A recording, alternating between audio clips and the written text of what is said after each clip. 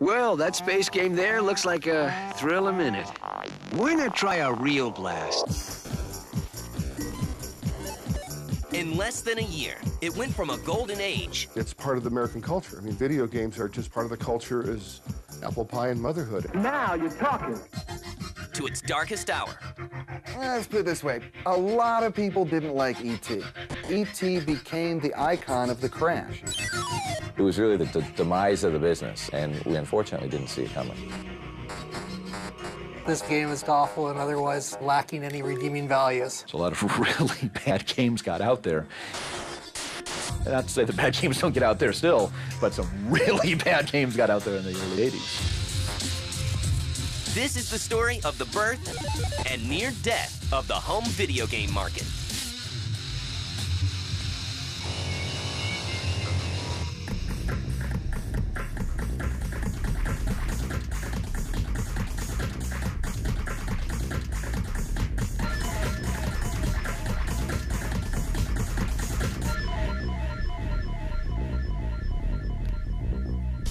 The story begins just as the decade does, with big hair. I want to be different, and I think I was good the way I dressed.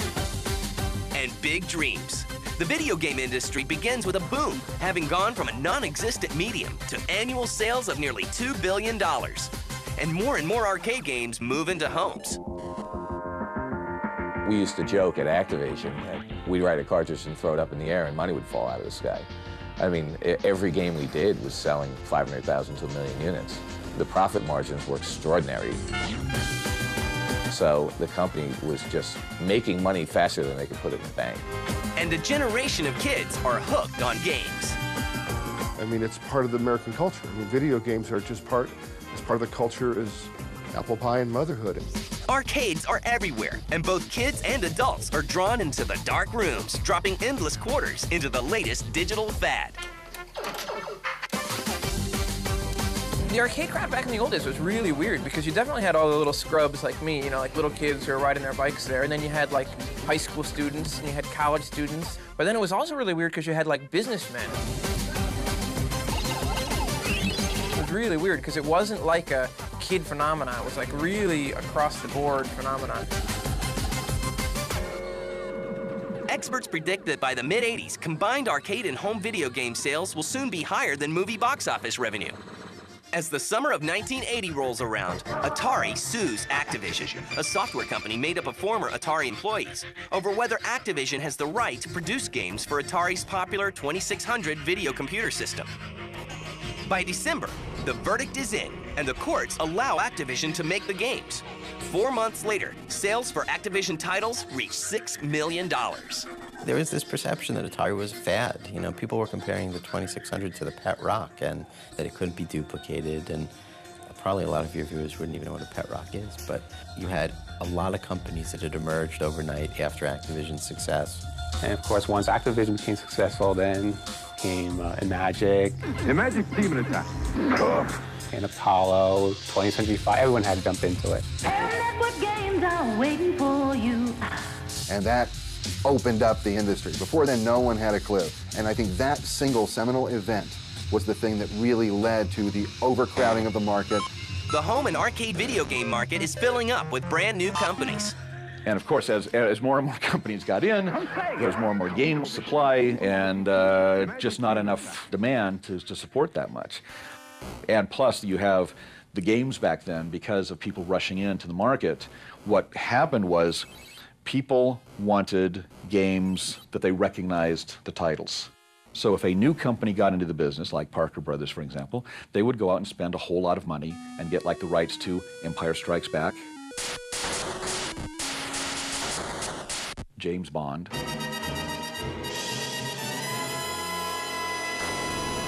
but they weren't experienced in video games. So they would get the best titles, but then they would produce the worst games. Toy companies like Parker Brothers and Hasbro form video game divisions. But when unrelated companies like Chuckwagon Dog Food and Quaker Oats jump on board, the market begins to turn. Yeah, that was a problem. I mean, it was funny. I was talking to Steve Cartwright yesterday, and we remember how we went to CES and look at all these other companies and laugh and just say, this is a big joke. I mean, all the games were horrible. One year there were 10 extra companies, the next year there were 30 extra companies. A lot of people just got burned. They just got tired of getting all these bad games. So that drove people away from video games. There were no checks and balances for quality in those days. So a lot of really bad games got out there. And not to say the bad games don't get out there still, but some really bad games got out there in the early 80s. The world's greatest arcade video games are now the world's greatest home video games. They're only from Atari. Atari, with about 12 million consoles and homes, is still dominating the game industry until they release an old arcade favorite. That game? With disappointing results. Here comes Pac-Man, biggest game in the history of arcades. People are really excited. The pre-orders are huge. Atari is so sure that this is going to be a hit that they made more copies of Pac-Man than there were active VCSs in people's homes, and this would be a huge hit. Game stunk. Really, really stunk. It's pathetic. The ghosts keep on appearing and disappearing. They didn't move smoothly. Pac-Man didn't move smoothly. The mazes were not the same mazes that you saw in the arcade game. The dots were replaced with dashes. There was just nothing right in it. Yeah. One of the employees at Atari, they were sorry about Pac-Man. They didn't like it. And he was at a video game store when it came out. And the father walked into the store because his son wanted Pac-Man. And the storekeeper gives him the cartridge, shows it to him, and he goes, "That's Pac-Man?" And he didn't want to buy it, but his son wanted it. And the Atari employee just felt so bad that this was what they were marketing with the Pac-Man name, and it didn't resemble the game at all. In spite of the quality, the game sells well, but the disappointing translation creates wariness in Atari's fans. This game is awful and otherwise lacking any redeeming values.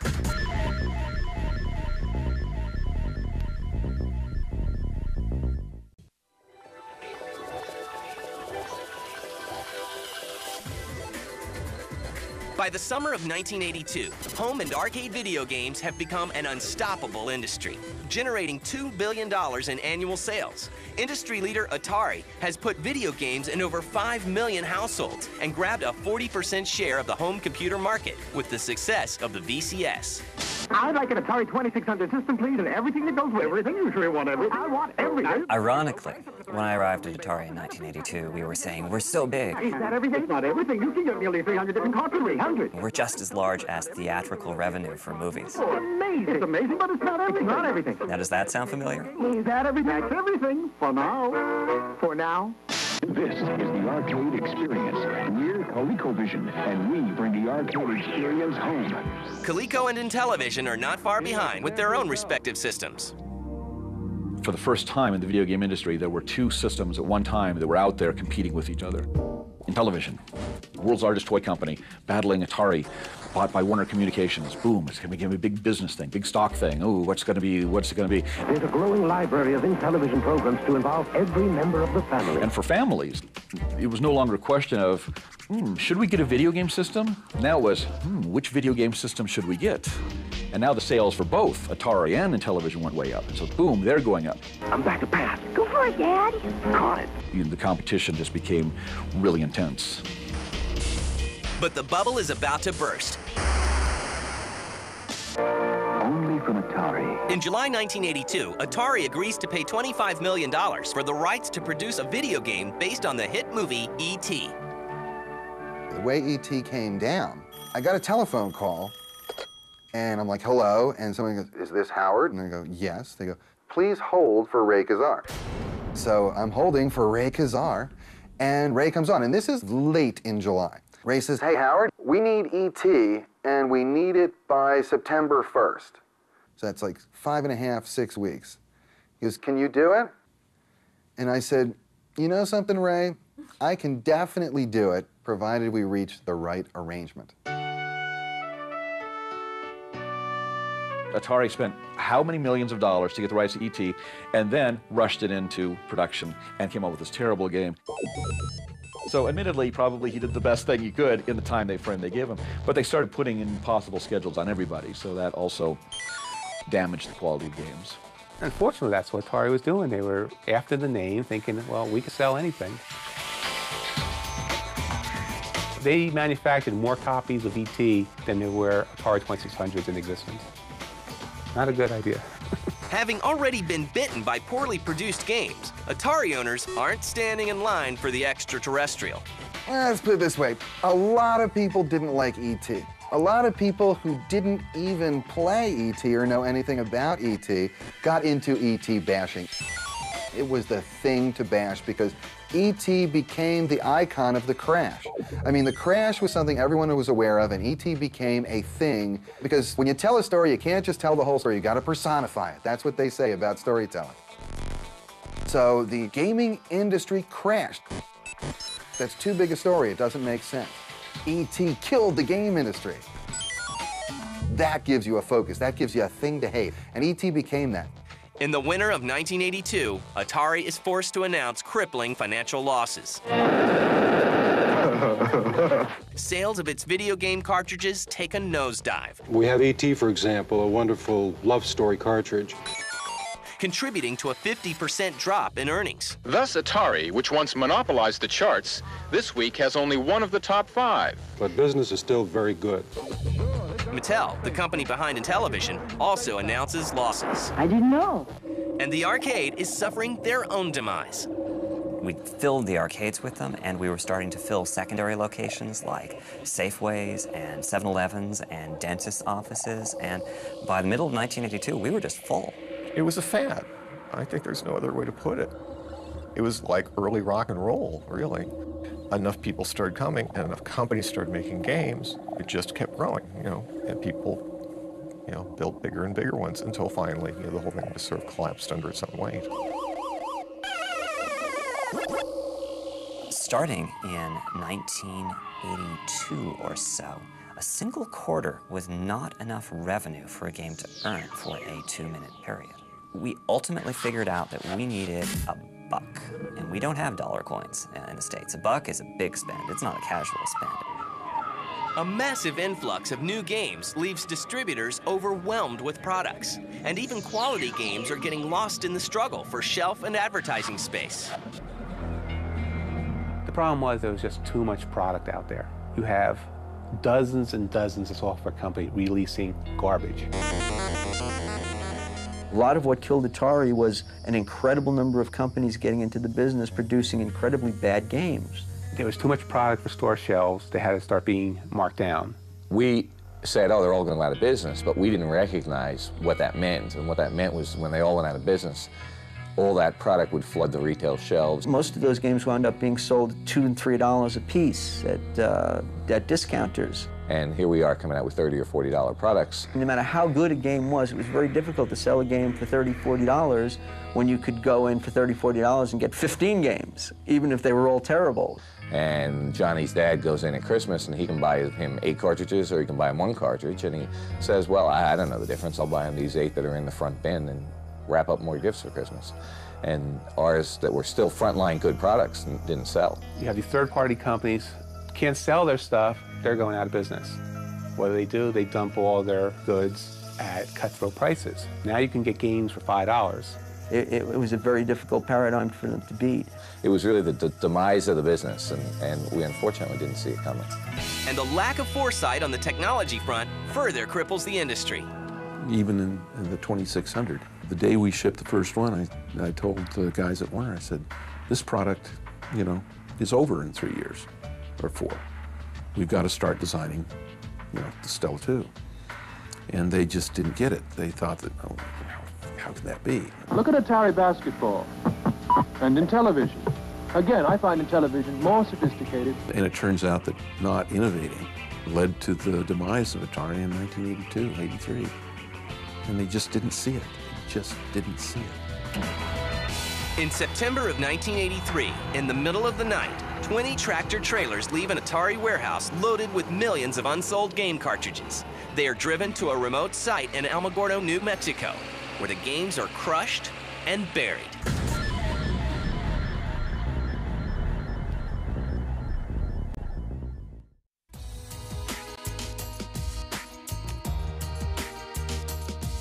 In the fall of 1983, only a year after analysts were predicting record profits for the video game industry, the bottom had dropped out. Did I mention the tar pits? Atari, the industry leader, posted a $356 million loss for the second quarter alone. Well, rode the wave a little bit.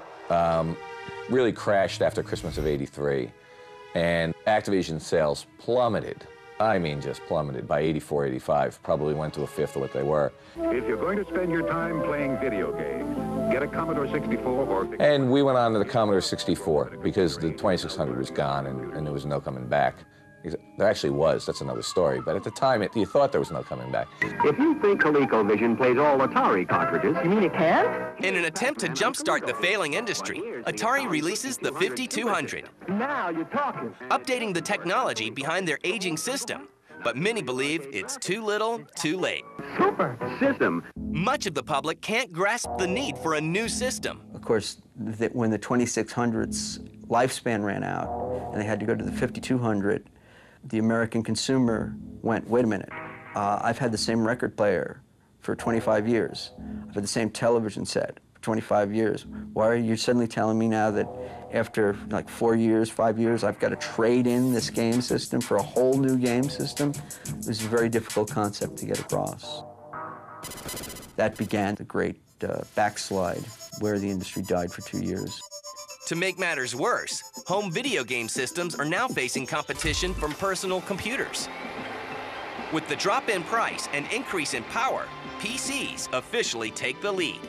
Games fell into decline, just in terms of perception.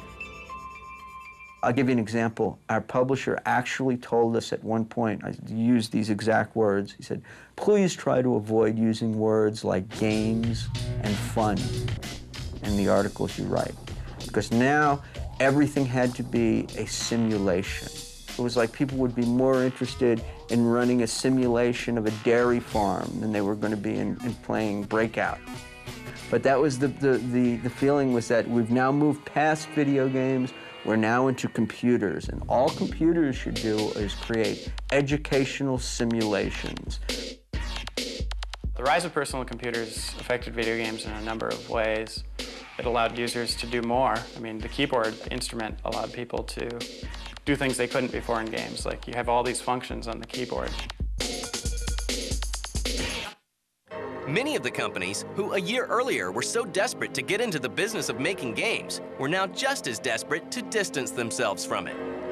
February 1984, Mattel announces it will sell Intellivision off for $20 million. In March 1984, Odyssey closes its doors. And finally, on July 2nd, 1984, Warner Communications agrees to sell Atari.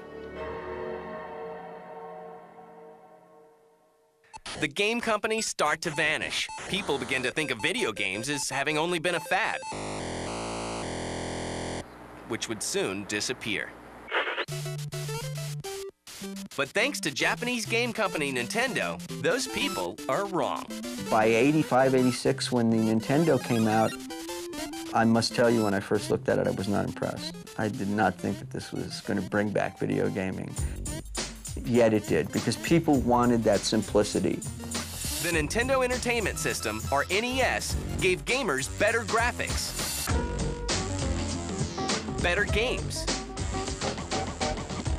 and single-handedly revived the home console market. The one thing that we always like to try to do is try to create games that people who have never played games before can pick up and try out and immediately enjoy and have fun with. Nintendo turned the industry around with big franchises, games that people really wanted to play, likable characters like Super Mario. And from the beginning, Nintendo was careful to avoid the mistakes of their American counterparts. To set themselves apart, game packs replace game cartridges, and robots are added. Now, the manufacturers, Sony and Microsoft, Nintendo, they have approval over the games. They look at the games and say, is this good enough? Is this of a quality to be on our system?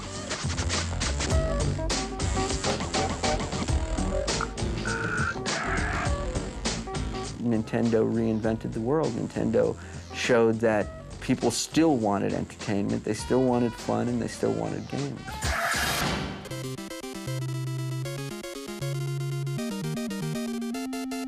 And the games do go on. Today, nearly 145 million people play games. An industry that nearly faded now enjoys even greater popularity and keeps growing. But has the game industry learned from its mistakes?